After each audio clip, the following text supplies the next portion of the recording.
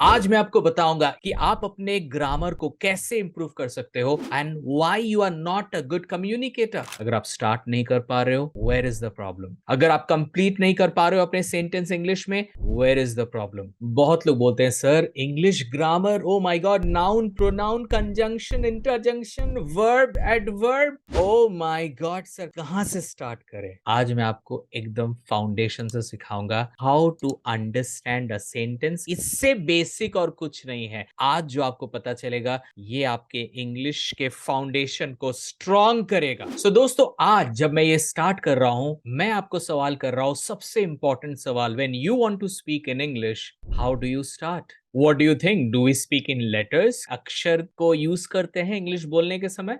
No, we don't speak in letters. Do we speak in words? No, we don't speak in words. हम words में बात नहीं करते. I will say I, you will say you, he will say can, I will say feel. ऐसे थोड़ी ना बात होता है. Do we speak in sentence? Yes, we do speak in sentence. दोस्तों, अभी आपके दिमाग में जो भी है ना उसको भूल जाओ। पार्ट्स ऑफ स्पीच, एवरीथिंग भूल जाओ। हम एकदम बेस से स्टार्ट कर रहे हैं। बोलने के लिए चाहिए सेंटेंस, और सेंटेंस को जानने के लिए आप अभी हमारे साथ हो, और ये जर्नी रुकना नहीं चाहिए। अंत तक बने रहिए। By the time we end this session, जब तक हम इस सेशन को एंड करेंगे, आप बोलोगे ये मेरे लाइफ का बेस्ट ग्रामर सेशन है। ये वादा है मेरा। So friends, let's start with sentence. Sentence दोस्तों, लाइफ में कोई भी इंसान हो जो इंग्लिश में बात करता हो, वो सेंटेंस का यूज करता है। And if you are using sentence, you are using either action sentence or expression sentence. Please understand, this is very much important. या तो आप action sentence में बात करते हो, या तो आप expression sentence में बात करते हो. For example, I speak English. I speak English. You do something. आप कुछ कर रहे हो या करते हो या करोगे. I speak English is action sentence. But if I say English is a language, English is a language, this is an expression sentence. Expression, आप English के बारे में express कर रहे हो कि English क्या है? English एक भाषा है, English एक language है. This is called expression sentence.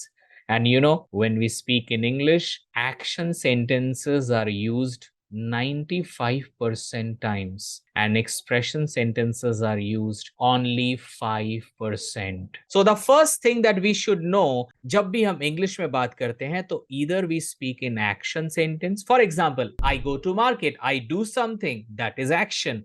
I eat, that is action. मैं कर रहा हूं. I'm speaking, I'm doing something, that is action. I am teaching, I am doing something, that is action. And what is expression? I am a teacher, I'm talking about me. This is a microphone, I'm talking about microphone. I'm not telling कि microphone क्या करता है. I'm telling this is a microphone. I'm using expression sentences. And always remember, action sentence का ही बोलबाला है. Expression sentence बहुत कम होते हैं, और मोस्टली हमें बोलना आता है, क्योंकि एक्सप्रेशन सेंटेंस में ना एक ही वर्ब होता है. whenever you see any expression sentence, वहां पे या तो is होगा, was होगा, were होगा, और वहां पे कोई भी अलग verb नहीं होंगे. Always remember this. This is called expression sentence. कुछ example देखते हैं. Let's go. So guys, let's start with action sentence. Look at the action sentence. My friend will go to market. My friend will go to market. Okay. My friend will go to market. मेरा दोस्त market जाएगा. This is action sentence, right? This is action sentence. Now I want to ask you a question. जब आप कोई action करते हो या कोई आप एक्शन को देखते हो, तो वहां पे आप क्या देखते हो? Please understand this question. When you are talking about action, or when you see some action happening, what do you see there? क्या देखते हो वहां पे? आप दो चीज देखते हो. Who is doing that action and what action is being done? Are you getting that?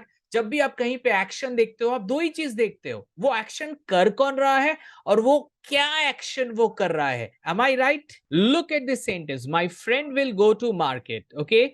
So Who is the doer? कौन काम कर रहा है? My friend. My friend is the doer. Yes, because he is doing it. वो क्या कर रहा है? Will go to market. वो करेगा, वो market जाएगा. So will go to market is whatever doer will do. Please understand, action sentence is equal to doer and whatever doer will do, or whatever doer does, or whatever doer has done. Action sentence का मतलब होता है कौन कर रहा है और वो क्या कर रहा है, कौन करेगा या वो क्या करेगा। एंड यू नो गाइज, इसी डूअर को हम एक और नाम से जानते हैं जिसे हम बोलते हैं सब्जेक्ट पार्ट। जी हाँ दोस्तों, इसी डूअर को हम बोलते हैं सब्जेक्ट पार्ट। और पता है what ever doer will do को क्या कहते हैं? What ever doer do is known as predicate part. So next time अगर कोई आपसे पूछे कि subject part क्या होता है, आप क्या बोलोगे? आप ये बोलोगे कि whenever we speak any action sentence, we find doer, करने वाला मिल जाता है, और वही जो करने वाला होता है ना, उसी को हम subject part कहते हैं. That is known as subject part. Are you all getting me, my dear friends? If you're getting me, please write in the comment section that yes, we are getting you, sir. We are getting you, sir. जल्दी से लिखो ताकि मैं आगे इस lesson को बढ़ा सकूं. Let's go to the another example. She helped her. She helped her. उसने उसे help किया था. किया था. So it is also an action sentence. और action होगा तो doer तो होगा ही. So कौन है doer? She is the doer. And उसने क्या किया था? उसने help किया था. So helped her will be whatever doer did. So whatever doer did हो गया क्योंकि ये past है. Whatever doer did. और as usual हमने बात किया कि जो भी doer होता है उसे ही हम subject part बोलते हैं, और जो whatever doer did होता है उसे हम बोलते हैं predicate part. So guys, she helped her is divided into two parts, doer and whatever doer did. Subject part is she and helped her is predicate part. Are you all getting this? अब चलते हैं expression sentence में, जो use तो काफी कम होता है but use तो होता है. We should know about that, right? So let's go for the expression sentence she is a teacher. Please look at the sentence she is a teacher.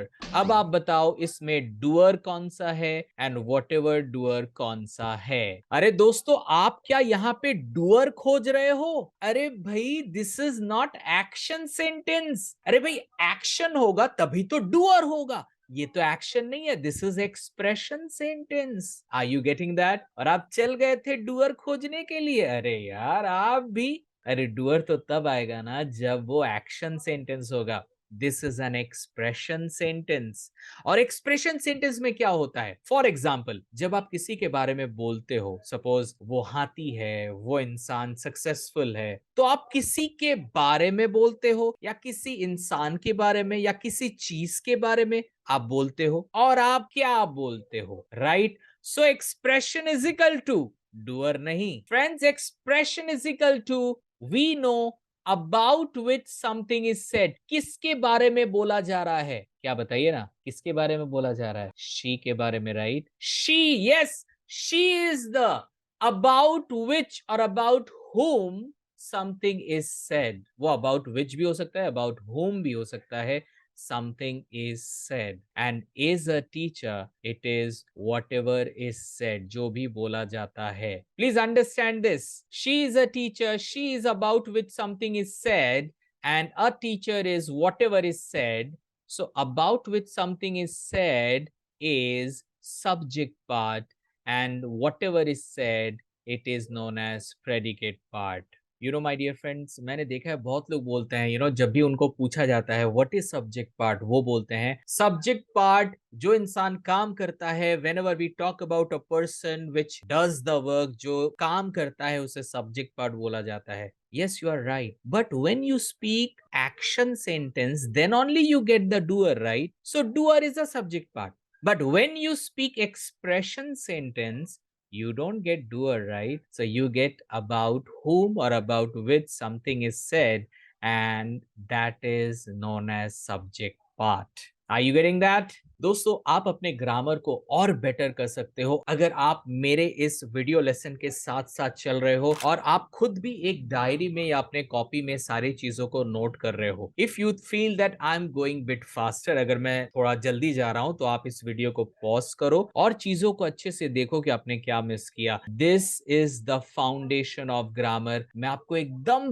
Basic से एकदम सेंटेंस से सिखा रहा हूं so that you start from the beginning. और जो इंसान beginning से स्टार्ट होता है ना, वो टॉप तक पहुंचता है क्योंकि उसकी फाउंडेशन मजबूत होती है। And I am telling you, by the end of this session you will be super confident. आपको पता रहेगा कि मेरी प्रॉब्लम क्या है और उस प्रॉब्लम के लिए मुझे क्या करना है। ये क्लैरिटी आपको मिल जाएगी। सो दोस्तों, हमने अभी अभी बात किया कि एक्शन के सेंटेंस को आप कैसे डिवाइड करोगे, doer and whatever doer does. And expression के सेंटेंस को आप कैसे डिवाइड करोगे, about which something is said और about whom something is said and whatever is said. But as you know, my dear friend, that whenever we speak, हम ज्यादातर time action sentence में बात करते हैं, राइट? हम एक्शन में ज्यादा बात करते हैं 95%। सो फ्रेंड्स, अभी हम लोग एक्शन सेंटेंस को फोकस करते हैं। So let's see this sentence. Okay, now focus on this sentence. My brother loves football.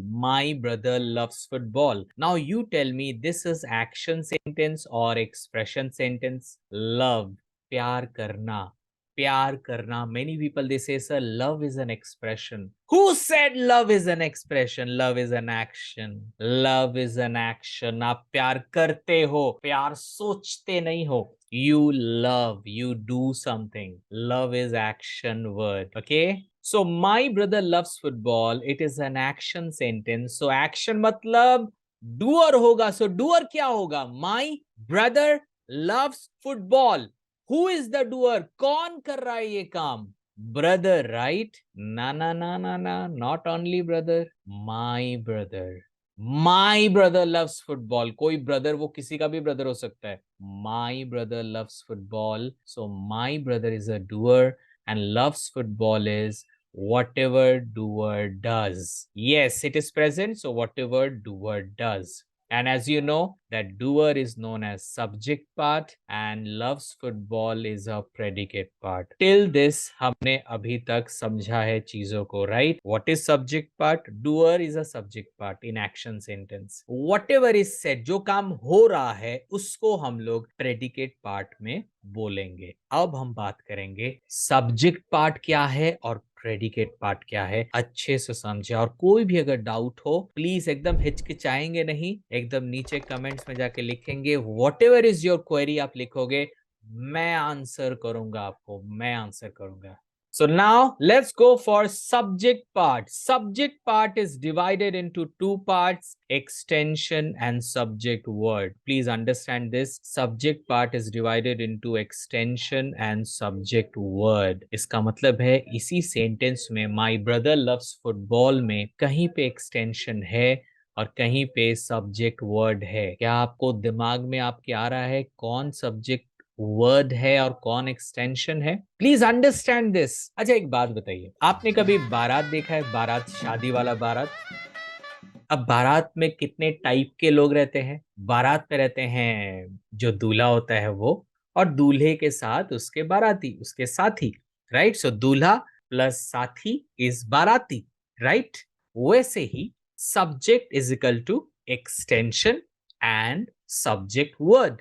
एक बात बताओ, दूल्हा इंपॉर्टेंट है कि साथी इंपॉर्टेंट है? ऑफ कोर्स दोनों इंपॉर्टेंट है, बट सबसे ज्यादा कौन सा इंपॉर्टेंट है? दूल्हा, राइट? और बाराती हो या ना हो, शादी तो पक्का है, बट दूल्हा ही अगर ना हो और बहुत सारे साथी हो तो क्या शादी पॉसिबल है? बिल्कुल नहीं। सो दूल्हा इज मोर इम्पोर्टेंट। तो गाइज, ये जो आप सेंटेंस देख रहे हो और ये जो आप सब्जेक्ट पार्ट देख रहे हो, हमेशा दिमाग में रखना, एक्सटेंशन दूल्हा नहीं है, यहाँ पे सब्जेक्ट वर्ड जो है वो दूल्हा है। सो यहाँ पे सब्जेक्ट पार्ट कौन सा है? My brother is the subject part, क्योंकि वही डूअर है। इसका मतलब है कि माई और ब्रदर में कोई एक एक्सटेंशन है और कोई एक सब्जेक्ट वर्ड है, और सब्जेक्ट वर्ड दूल्हा वर्ड होता है। तो क्या आप बता सकते हो माई एक्सटेंशन है या ब्रदर एक्सटेंशन है? ऑफ कोर्स माई एक्सटेंशन है, और brother is a subject word, क्योंकि ब्रदर के सिवा ये सेंटेंस हो ही नहीं सकता. You can not say my loves football, but you can say brother loves football. So brother is more important like Dulha. So brother is subject word.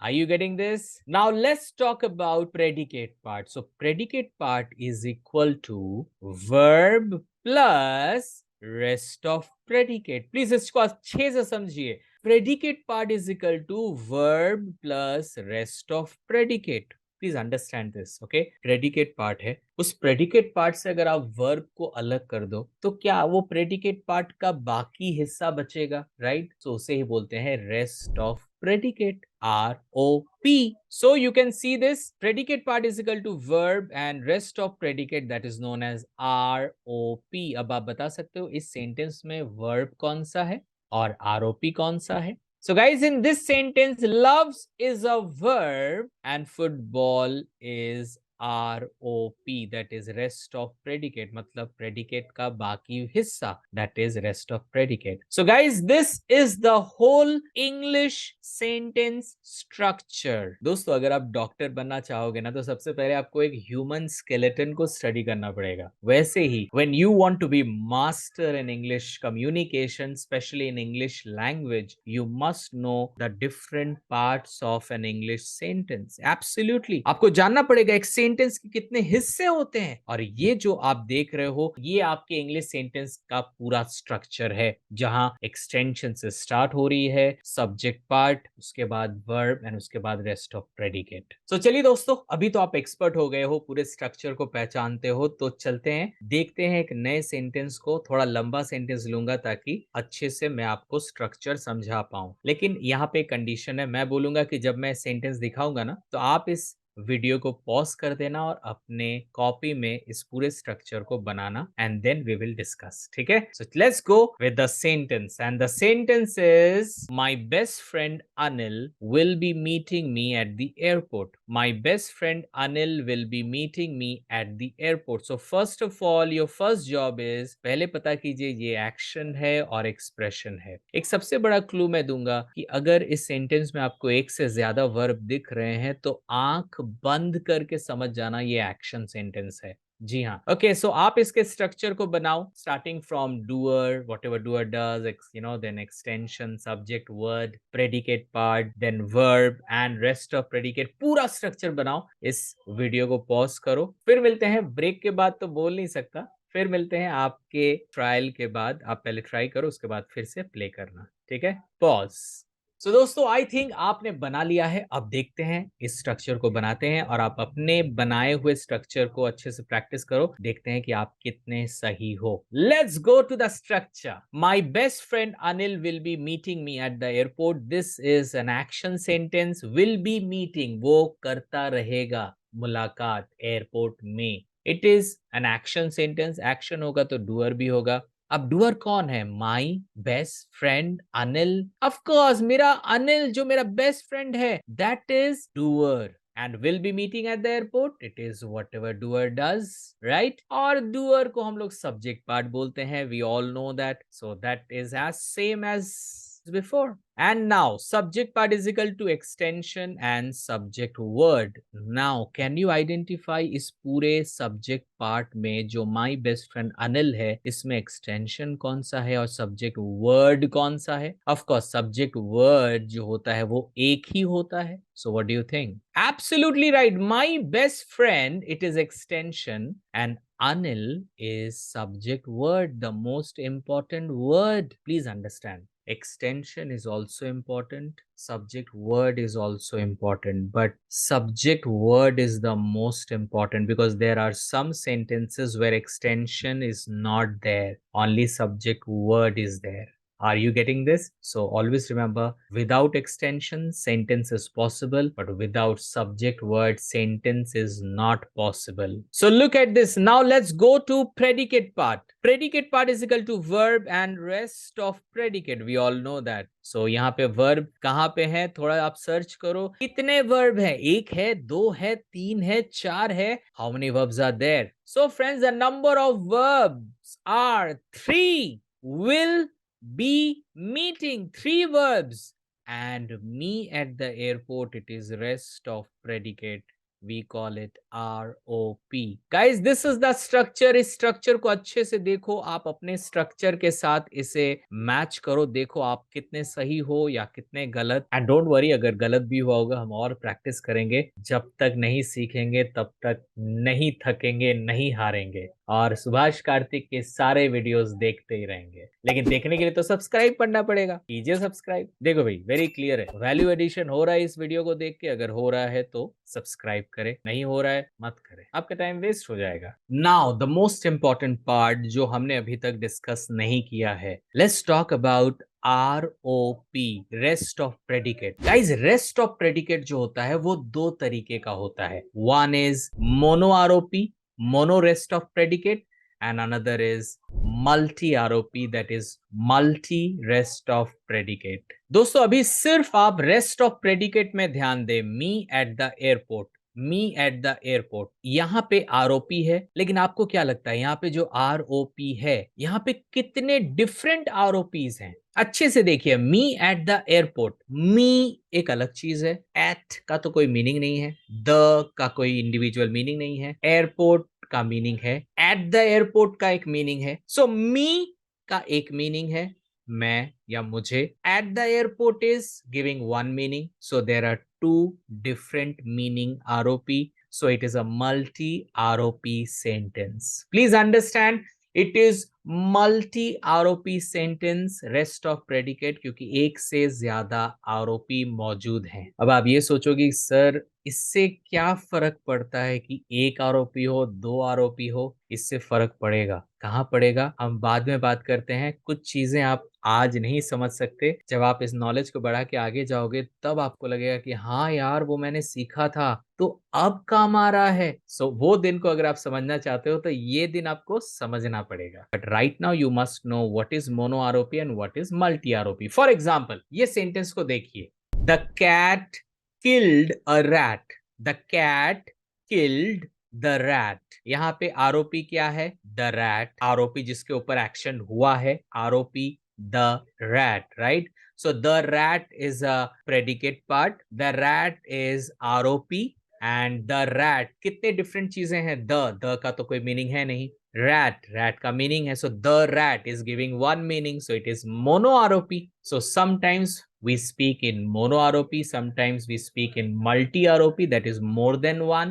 And the more you speak in multi ROP, your sentences will be giving more meaning to the listener। जी हाँ, आपके आरोपीज जितने लंबे होंगे, सामने वाले listener को उतने information एक ही सेंटेंस में मिल जाएगा। लेकिन इसका एक ही प्रॉब्लम है, सेंटेंस अननेसेसरीली लॉन्ग हो जाएगा और सामने वाला कंफ्यूज भी हो सकता है। लेकिन technically the more ROP you use, it will give more information to the listener. So दोस्तों, आपको क्या लगता है इस सेंटेंस में कितने आरओपी हैं? Me at the airport, of course two ROPs, that means it is multi ROP sentence. Screen पर देखते हैं, this is the structure. Me is ROP1 and at the airport is ROP2. So it is called multi-ROP sentence. And this is the structure of the whole English sentence, जो आपको बताता है कि अगर sentence में तीन वर्ब होते हैं तो सेंटेंस का स्ट्रक्चर कैसा होगा, अगर सेंटेंस में दो आरोपी होते हैं तो कैसा होगा। ये तो YouTube है जहां पे आप फ्रीली हमें एक्सेस कर पा रहे हो, लेकिन अगर आप मुझे लाइव सुनना चाहते हो, लाइव हमारी ट्रेनिंग को अटेंड करना चाहते हो और हमारे न्यूरो साइंस ऑफ ग्रामर को जानना चाहते हो, तो हमारे 5 डे वर्कशॉप में जल्दी एनरोल करो। मैं लिंक नीचे दे दूंगा, उसको अभी जाना, अभी पॉज करके भी जा सकते हो या तो खत्म करके भी जा सकते हो। जाके ओनली 100 रुपीज में आप एनरोल कर सकते हो। क्लियर ये हुआ कि जब भी हम सेंटेंस में बात करते हैं, हम स्टार्ट करते हैं एक्सटेंशन से, उसके बाद we use subject word, and after that we use verb, and then we use ROP. Now that ROP could be multi or mono, but this is the sequence. For example, my brother loves football. So my is extension, brother is subject word, loves is verb, football is rest of predicate. Now look at this. She has taken her breakfast. It is also action denoting. She kya hai? Subject word extension kya hai ye? Guys, She is the doer, she is the subject part, but unfortunately there is no extension because she is the subject word. याद है मैंने बोला था ना आपको कि extension के बिना भी सेंटेंस बन सकता है. So sentence is starting from subject word, and then has is a verb 1, taken is a verb 2, and her breakfast is rest of predicate. Her breakfast, her का तो individual कोई meaning होता नहीं है. Her breakfast is giving one ROP. It is a mono ROP sentence. So I can tell that sentence is equal to subject word, verb and rest of predicate. ये जो है ये होता है important part of any sentence. कोई भी sentence का जो important part होता है वो होता है subject part, verb and ROP. ये तीन है sentence का secret.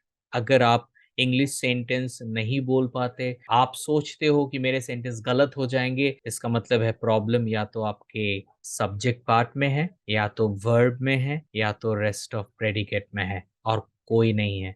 कहते हैं ना कि अगर दुश्मन का पता हो तभी आप दुश्मन के साथ खेल सकते हो, लेकिन अगर आपको दुश्मन के बारे में कुछ नहीं पता तो ये काफी डेंजरस खेल हो जाएगा. पहले अपने दुश्मन को पहचानिए कि कौन है दुश्मन आपका. दुश्मन मतलब कौन है जो आपके इंग्लिश को अच्छा नहीं कर रहा है, कौन है जो आपको इंग्लिश में अव्वल आने में, अच्छे से बात करने से रोक रहा है. सब्जेक्ट पार्ट है, वर्ब है, या रेस्ट ऑफ प्रेडिकेट है. ये आज आपको पता चल जानी चाहिए. या आपको लगता है कि ये तीनों आपके लिए प्रॉब्लम है.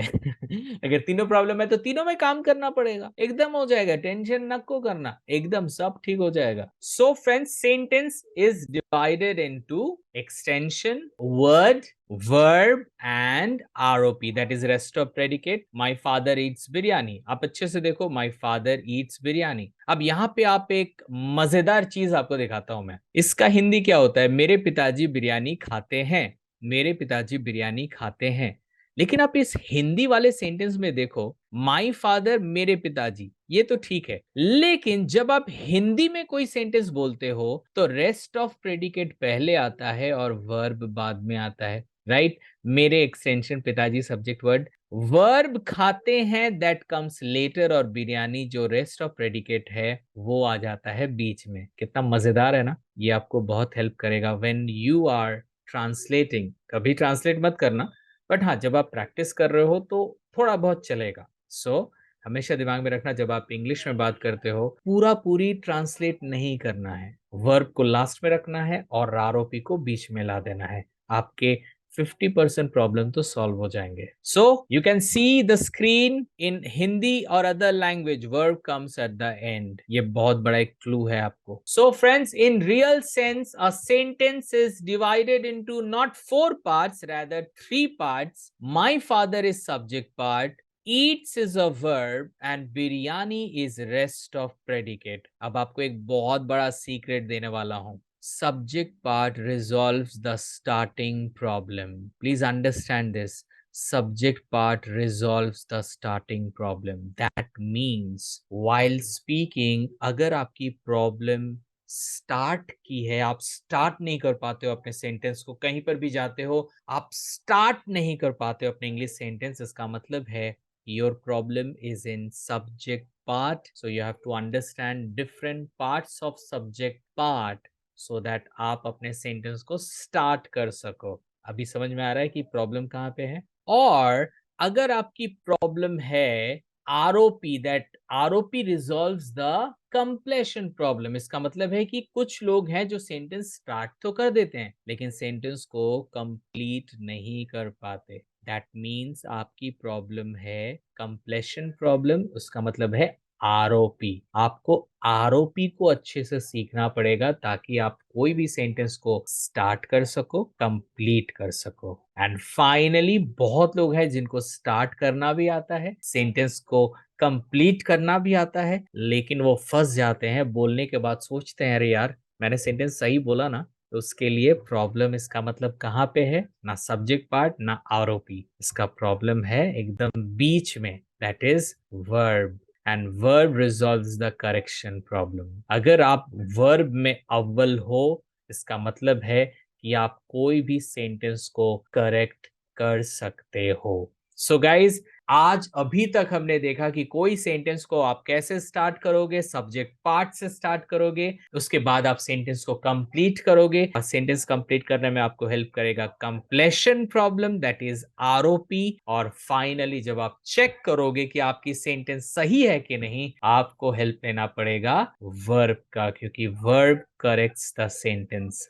Right verb, right sentence. Wrong verb, wrong sentence.